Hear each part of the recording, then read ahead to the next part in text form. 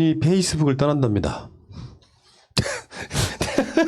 뭐냐면은 이 사람은 그냥 나는 미학을 공부한 줄 알았더니 무슨 무협지만 봤나 봐. 그러니까 진중권이 이제 진중권을 특별히 거론하는 이유가요.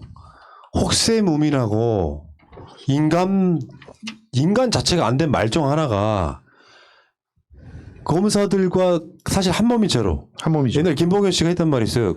자기가 양심선을 하기 전에는 사실상 수사팀에 이루는 활동이 왔다처럼 당연하지. 검찰에 대한 비판 한 번 없이 심지어 이번에 이 정경심 교수 재판부의 판결에 대해서도 뭐 잘못된 구석이 하나도 없다. 이 관점에서 검사와 판사는 철석같이 믿으면서 자기가 했던 말이 맞았음을 증빙하고 나는 이제부터 그 억울함을 증빙하기 위해서 계속 글을 써왔는데 이렇게 판결을 받음으로써 나는 더 이상 글을 쓰지 않겠다. 이렇게 페이스북을 떠났어요. 참, 별 관심도 없거니와 자기가 보기엔 굉장히 양심적으로 보이는 일종의 그 쇼를 제대로 한번 진행하는 느낌? 저는 집단 관기도 아니고 요즘 들어서 진중권도 그렇고 뭐 그 계열로 나가는 사람들이 몇 명 있습니다. 홍세화라든가 강준만이라든가 이런 양반들이 어떻게 보면은 두뇌형 진보였었어요. 뭔가 옳은 방향을 제시하고 있었는데 이들이 갑자기 모두 다 뭔가 생긴 것처럼 문재인 정부를 내내 비난하고 나섭니다. 그리고 관련된 사람들이 죄가 많다거나 이렇게 나가는 거. 그러니까 이들은 현실을 감안하지 않고 제 느낌은 진짜 단단히 착오를 하고 있는 것 같은 느낌이 드는데 그건 단순한 오해가 아니라 자기들만이 옳고 절대 틀리지 않는다고 늘 조언해봤던 버릇들이 튀어나온 거 아닌가. 근데 최근에 진중권이 지난 1년간 썼던 글 가운데서 제일 잘 쓰고 일단 닥치고 들어가겠다. 얼마나 믿을 수 있을지 모르겠지만 제발 자신의 말대로 간간히 근황이나 지내면서 소개하는 걸로 좋겠으면 좋겠습니다. 거짓이 진실을 집어삼키는 걸 보고 이러다 사회가 위험해지겠다고 생각해서 시작한 일이었대요. 지랄을 하고 있어. 어? 그냥 네가 학교에서 쫓겨날 것 같으니까 똥줄 타가지고 누구라도 잡아야 되겠고 나한테 은혜를 베푼 최성해 총장한테는 보훈을 해야 되겠고 그래서 시작한 거 아니에요? 확실하게 보시면 모두가게 인형이라는 별명에 어울리지 않게 최성의 비판한 걸 들어본 적이 없어요. 네. 일단 학위에 대해서나 그런 자기가 관련되지 않았던 쪽에 대해서는 거의 언급도 하지 않으면서 자기가 옳은 것처럼 했는데 그 내용에 대해서 지금 소송을 많이 당하고 있죠. 봐봐요. 위조된 표창장을 진짜로 둔갑시킨 MBC의 PD 수첩. 이상한 증인을 내세워 진실을 호도해온 TBS의 뉴스공장. 조국 일가의 비위를 비호하기 위해 여론을 왜곡해온 다양한 어용 매체들. 그리고 그 매체들을 이용해 국민을 속여온 수많은 어용 기자들을 비판합니다. 저 같은 새끼는 뭐냐면은 이런 거 있잖아요. PD수첩이나 뉴스공장은 아까 말한 진실이 어떤 것인지 확인하기 위한 작업이었던 거예요. 그 한치 세치혀 그 키보드 앞에 앉아가지고 자기 뇌피셜로만 검찰만 비호해 오는 것과는 전혀 다른 차원의 노력들이거든요. 완전히 다르죠. 요거를 이 한 방으로 그냥 그러니까 예를 들면 실제로 조미 씨가 표창장을 받은 걸 본 적이 있다든가 그때 봉사활동을 한 적이 본 적이 있다든가라든지 하다못해 그 당시에 동양대의 표창장 서식은 되게 다양했기 때문에 또는 최성해가 직접 주지 않은 결제하지 않은 표창장도 많았다는 수도 없이 많은 보도들을 이런 식으로 한꺼번에 깔아뭉개버리는 거예요. 왜냐하면 사회의 모든 언론이나 활동들이 진실을 규명하기 위한 작업이잖아. 근데 여기에 재판장이라고 하는 놈들은 앉아서 진짜로 펜테만 굴리면서 자기들의 뇌피셜로 판결을 내리면 나는 당연히 우리 같은 사람들이 재판장을 비판하는 게 맞거든요. 상식적이지 않은 거 아까 저번에 보여드렸잖아. 예. 기소장 자체가 잘못됐는데 똑같은 사건의 기소장 하나는 무죄로 하나는 유죄로 만들어가지고 사실은 이걸 받아준 판사를 먼저 욕하는 게 정상적인 것이거든. 그러니까 얘가 말한 거 보세요. 세상을 만드는 과정 속에 정의와 평등과 자유가 이미 구현되어야 하는 건데 허위와 날조를 통해서 이룰 수 있는 대의라면 그 대의는 처음부터 그릇된 대의라고 쉐리야. 너가 지금 주장하고 있는 게 반사 진짜. 크리스마스 이브에 이런 정말 독성 높은 사람을 꼭 다뤄야 되는지 이거는 자기 관련된 얘기에서 내가 옳다는 걸 입증하기에는 발악이에요. 발악. 근데 이 촉세적 성격으로 이제 페이스북은 거의 안 쓰겠다는 거잖아요. 가끔 안부 인사만 하겠다는 거잖아요. 딴 데 쓰겠지. 근데 이게 뒤집히면 이게 글 쓰고 싶어서 얼마나 건질건질할까. 하겠지. 아니 지금 가가지고 강연이 그냥 쫙 잡혀 있을 텐데 뭔 걱정합니까? 보수 측에서 계속 불러주는데. 네. 그러니까 그거 하느라고 바빠가지고 이거 이제 그만하겠다는 거예요. 나는 도의적으로 인간적으로 최상해 총장한테 할 만큼 했다 이제. 자 1심 판결 나왔지. 끝. 다음부터 뒤집어지겠지만 난 그건 내 영역 아니야. 봐봐. 이런 거라니까. 부동산 대책 때문에 전세에서 월세로 쫓겨났을 때는 문프를 원망도 했지만 문재인 대통령을 원망도 했지만 지금은 마음을 추스리고 그분을 다시 지지하기로 했습니다. 이게 뭐냐? 이게 지금- 라는 댓글을 봤다는 거죠, 지금. 그러니까 그 댓글을 보고 왜 이 나라는 대통령이 국민을 지켜주는 나라가 아니라 국민이 대통령을 지키는 나라가 되느냐 이런 얘기를 하는데 야 서로 지키는 거야. 빙따가 민주공화국이라는 게 뭔지 말 그렇다게 써놓으면 뭐하니 이 자식아. 국민은 국민들이 옹립한 대표를 지키는 거고 그 대표는 자기를 옹립한 국민들을 지키는 게 민주공화국의 기본 질서의 병신아. 진짜 기본도 얘를 모르는 자식이. 보면서 진짜 완전 그 좀 표현이 좀 그렇긴 합니다만 정신적으로 문제 있어 보여요. 직접 봐서 왜 대통령이 국민을 국민이 왜 대통령을 지키면 안 되냐? 이 전제가 잘못됐다고. 대한민국 사회에 수도 없이 많은 적폐들이 있었고 그 수도 없이 많은 적폐들의 기득권이 지금의 국민들의 삶을 어렵게 했고 그렇다 보니까 판사나 검사들이 하는 짓거리들이 사실상 유전 무죄 무전 유죄 같은 이야기들을 나와왔던 현실이잖아요. 그러면 그 전체의 잘못된 틀을 먼저 비판할 수 있어야 되는데 거짓이 진실을 덮었다고 거기 나서 갖고 최성희를 옹호하고 검찰은 한마디도 비판 못하고 이해가 되지 않는 거는 진중권이 정치적인 욕심이 있거나 뭔가 그런 분위기를 맞추려는 시도나 했으면 모르겠어요.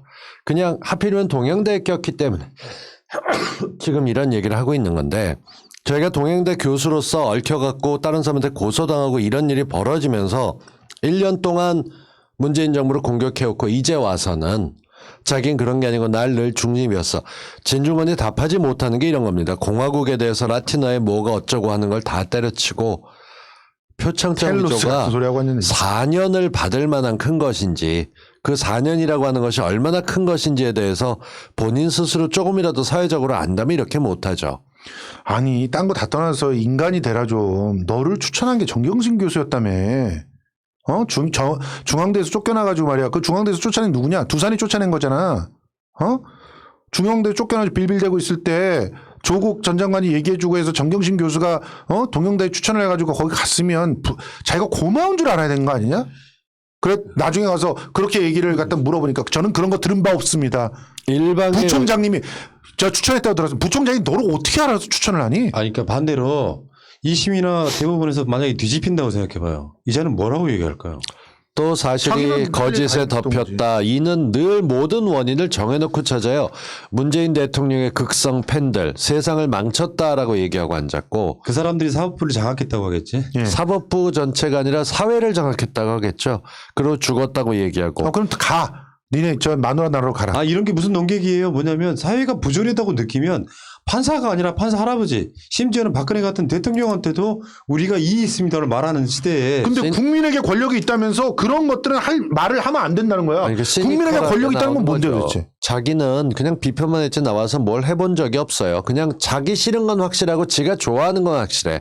그런 걸 갖다 강요해가면서 대중들이 적당히 소비했는데 이제는 무슨 이유에서인지 가만히 있겠다. 목표가 1년간 떠들었으면 됐다. 난 어찌됐건 학교에서 조용히 있고 싶었는데 잘렸으니까 무슨 분풀이 했던 걸 정해놓은 것 같은 한심하기 짝이 없어요. 네. 저 김성수 너무 다치는 거 아니냐 걱정된다 이러시는 분들이 구독자 여러분들이 계신데요. 이분은 IBM이야. 예. 버린 몸.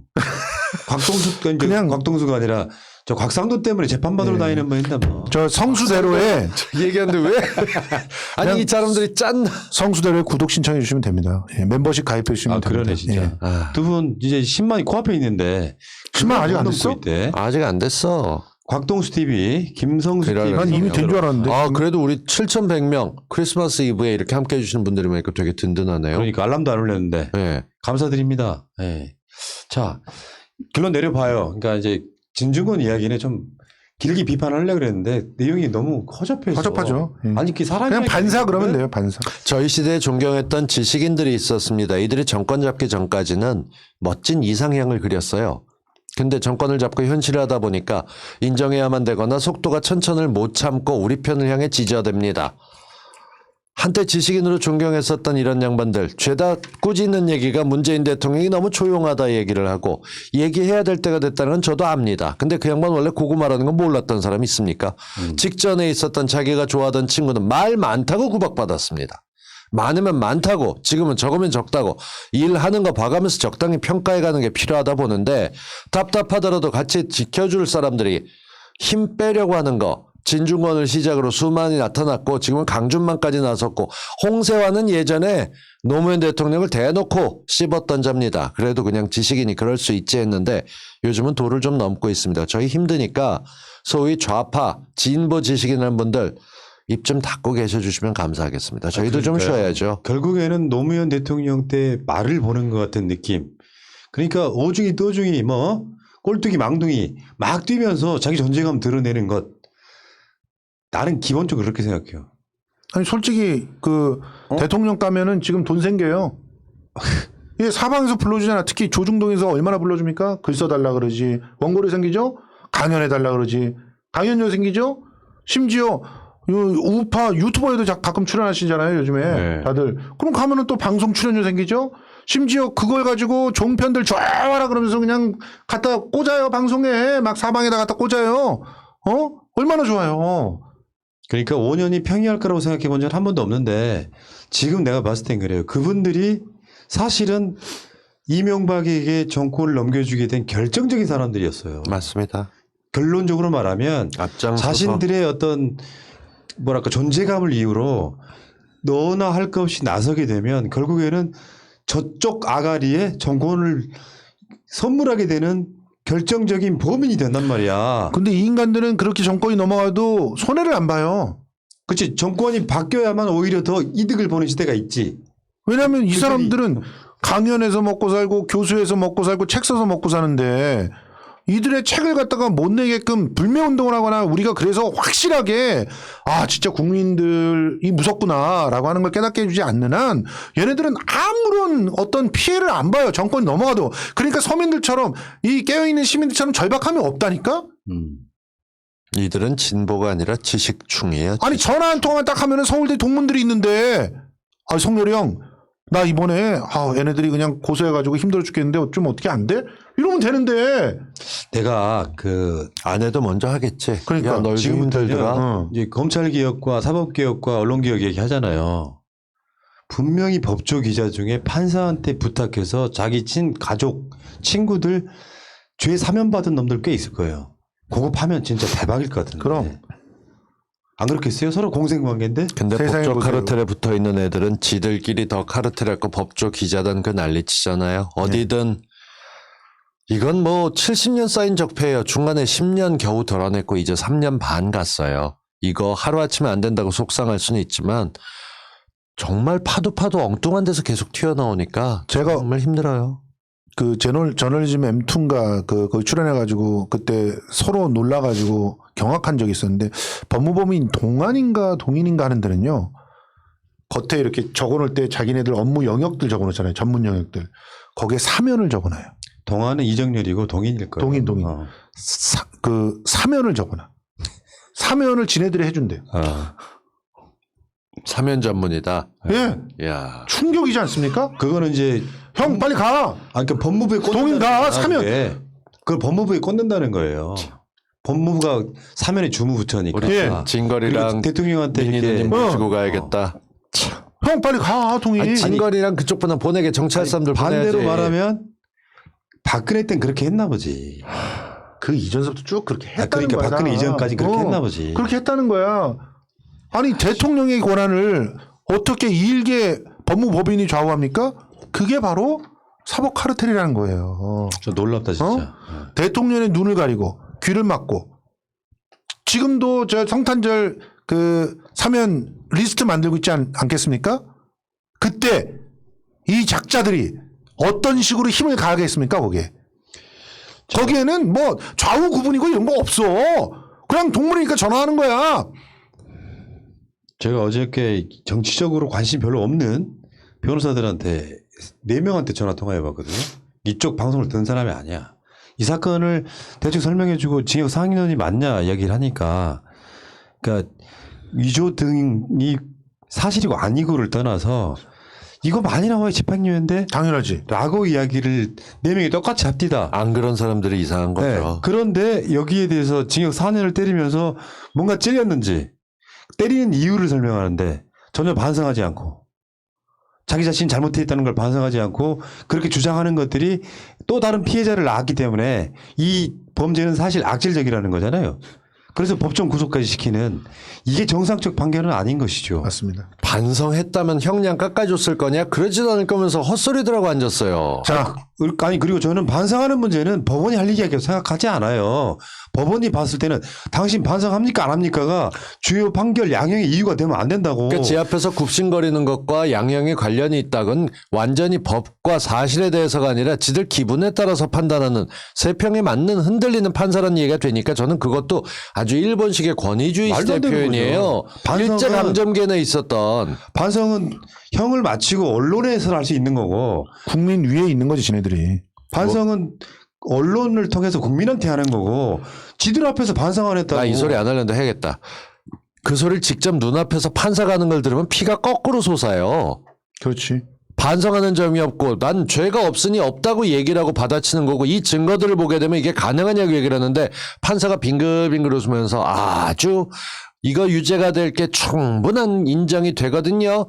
전혀 반성하지 않고 이러면 정말 욕이 튀어나와요. 저같이 몇십 년씩 욕하는 정경심 교수가 말 하나 한 단어를 실수하게 되면 그게 얼마나 괴롭힐지를 아니까 처음부터 변호인들 전략이 저희가 봤을 땐 다소 무리가 있다 생각했지만 조국 장관 말했듯이 가만히 있고 저는 제 권리에 따라 변호인을 얘기하도록 하겠다 한마디 안 했어요. 그랬더니 개무시 당한 것 같은 거지. 어디서 영문학이나 공부했던 교수가 지 남편 법무장관 냈었다고 내 앞에서 한마디를 안 하고 변호인을 통해서 얘기해. 감히? 저런 건방진 그러고 처벌해서 집어넣었다고 하게 되면 우리나라도요.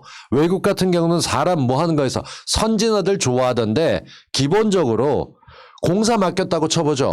들어간 게 뭐가 얼마 들어갔으면 재료비 얼마예요. 뭐 얼마예요. 인건비 얼마 나와야 되잖아요. 그놈의 거 안 가르쳐주는 거는 이 재판밖에 없어요. 이유도 안 가르쳐줘요. 어떨 때는. 왜 몇 년을 때렸는지도 안 나오고 추론해서 하는 거 말고 대한민국 판사들 정말 이런 법 만들어서 어떤 이유로 몇 년을 집어넣고 말했던 태도 때문에 얼마나 더 때렸는지 제대로 말하게 법 바꿔놓지 않으면 대한민국은 더 이상 사법부가 살아있다 얘기할 수 없습니다. 자, 지금 이 시간까지 아직 윤석열의 그 가처분 신청 인용 여부가 발표가 안 되고 있는데요. 저는 그렇게 믿습니다. 그리고 제가 신뢰하고 있는 분도 그렇게 얘기를 하셨는데 오늘 내로 결론이 난다. 그건 무조건 기각입니다. 그러니까 여러분들 오늘 내로 결론이 나기를 바라면서 내 주무시면 될 것 소스는 같습니다. 새벽 2시쯤 나온다고 하는데. 야, 살 기각으로? 떨리는 한 새벽 2시라고 해도 하여튼 더 기일을 연장하지 않고 결론을 내겠다라고 하는 거는 그냥 기각이에요. 다만 기각을 할 때 검찰들이 겁나 이렇게 반발할 거 아닙니까? 근데 그거 반발하는 거는 반발한다고 또 법치주의를 흔든다 이런 식으로 기사는 안 쓰겠지. 우리 근데 12월 마지막 날 또 한마디 하겠는데 나는 인용된다고. 근데 그러니까요. 예. 결론 내리면 이런 거야. 정경심 교수는 나는 무죄라고 생각해서 계속 항변을 하면 반성 안 한다고 괘씸죄 징역 예. 4년. 근데 윤석열이 최소한 인간이라면요. 자기 징계에 관련해 갖고 4개는 혐의를 확정했잖아요. 예. 왜 그런 반성 안 합니까? 반성이 아니라 무리를 빚어라는 말도 없었어요. 지금까지. 그리고 검사들 자기 수사하는 사람한테 술 처먹은 거 사실로 밝혀졌는데 왜 반성 안 합니까? 그건 국정감사 왜 나와서 사과 안 합니까? 했던 거죠.